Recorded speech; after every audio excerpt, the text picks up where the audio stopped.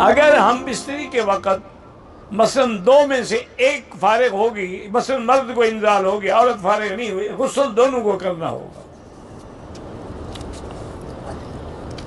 حضور پاک نے چاندی کی انگوٹھی پہنی تھی، اس پہ نام لکھا تھا محمد رسول اللہ۔ اگر کوئی آدمی فوت ہو جائے تو آپ خود مل کے قرآن پڑھیں، اس کو ثواب بخشیں، منع نہیں ہے، کرائے پہ نہ پڑھائیں۔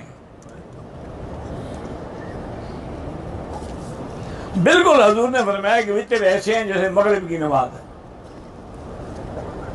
پرفیوم لگانا جائز ہے، بالکل جائز ہے۔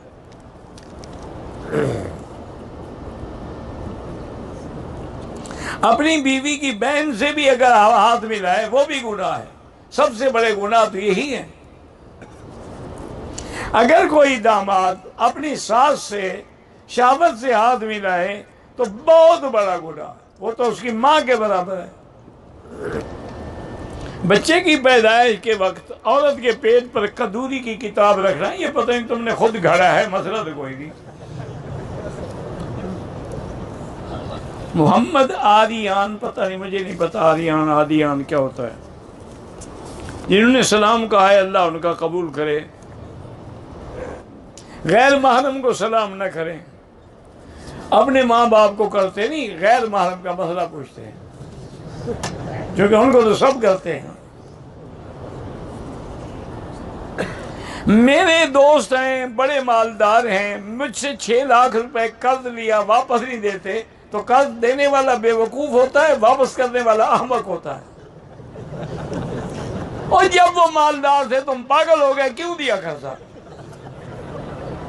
یا تو کوئی غریب ہوتا نا۔ بہرحال قرضہ اللہ کرے تیرا وصول ہو جائے، لیکن حل کوئی نہیں ماں سوا اس کے اللہ ان کے دل میں رحم ڈالے۔ عورت کتنے عرصے تک خاوند کے بغیر؟ زیادہ سے زیادہ 6 مہینے۔ ایک عورت غیر محرم کے کپڑے دھو سکتی ہے؟ بالکل نہیں دھو سکتی۔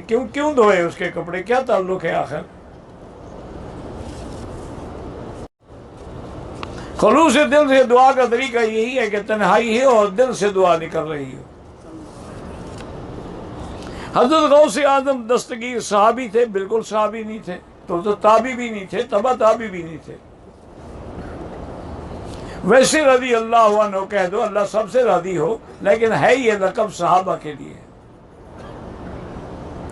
حضرت طاہر القادری نے ان کو کہا ہے، حضرت طاہر القادری کوئی حجت ہے، کوئی امام وقت ہے؟ وہ تو ماشاءاللہ خواب دیکھنے کا بادشاہ ہے۔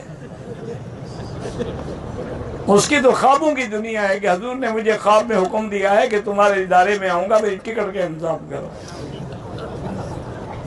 جو حضور کے نام پر ٹکٹ وصول کر کے چندے کھا جائیں، اللہ ہدایت دے بس۔ حالانکہ انتہائی لائق آدمی ہے، دعا کرو اللہ ہدایت دے۔ میرے پاس 1 تولہ سونا، 5 یا 6 جوڑے کپڑے، 12 آپ پر کوئی نہ قربانی واجب ہے اور نہ آپ پر زکوٰۃ ہے۔ گھر کی پریشانی، اللہ سب کے گھر کی پریشانیاں دور فرمائے۔ اذان میں جو لوگ حضور کے نام پہ انگوٹھے چومتے ہیں، یہ بھی بدعت ہے۔ اگر سنت ہوتی تو سب سے پہلے بلال چومتا ہے۔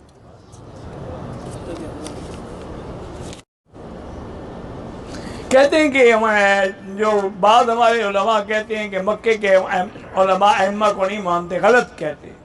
ان کی تو یونیورسٹیوں میں فقہ علی المذاہب الاربع، 4 ائمہ کی فقہ پڑھائی جاتی ہے، اور خود ان کی عدالتوں میں دفاتر میں فقہ حنبلی پہ عمل ہوتا ہے۔